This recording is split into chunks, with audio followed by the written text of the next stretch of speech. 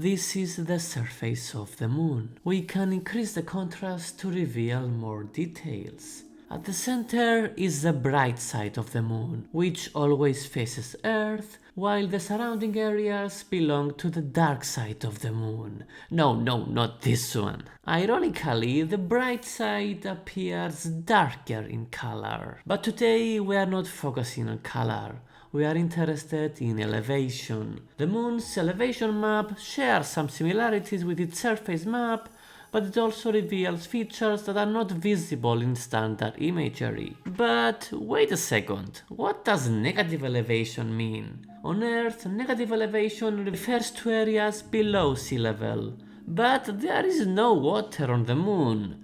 Yet. Well, if this is a cross-section of the moon, we can define a perfect circle, which in 3 dimensions corresponds to a sphere, with a radius equal to the moon's average radius. Then areas above this imaginary sphere have positive elevation, while areas below it have negative elevation. And with that definition, the highest point on the moon is the Selenian summit at 10,785 meters. Confusingly, this is not the tallest mountain on the moon, because, well, it's not a mountain. It doesn't have a steep enough slope to qualify as one. That title goes to Mons Huygens, which has half the elevation at 5,300 meters. The lowest point on the moon is in the South Pole Aitken Basin at minus 9,100 meters, formed by a massive asteroid impact. In fact, as we can see from the elevation map,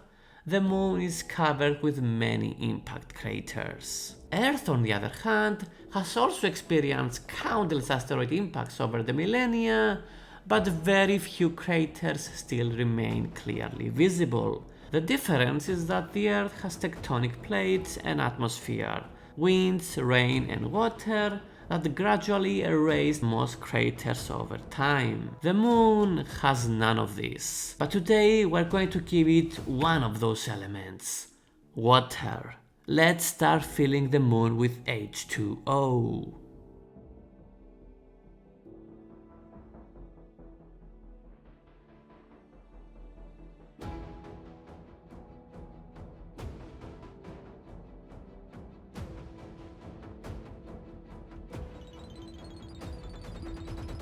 So this is what the moon would look like if it had similar water coverage as Earth. A blue moon, literally. It looks beautiful, so splashy, so many inland seas and lakes as a result of those craters. And interestingly, there would be just one main continent, similar to how Pangaea once was on Earth. Well, except for this part, which I guess counts as a separate continent. It would make a very nice map for a fantasy world for sure. What do you like about this watery moon? What don't you like? Let me know in the comments below. And if you enjoy such data-driven simulations about geography, space and more, make sure to like this video and subscribe.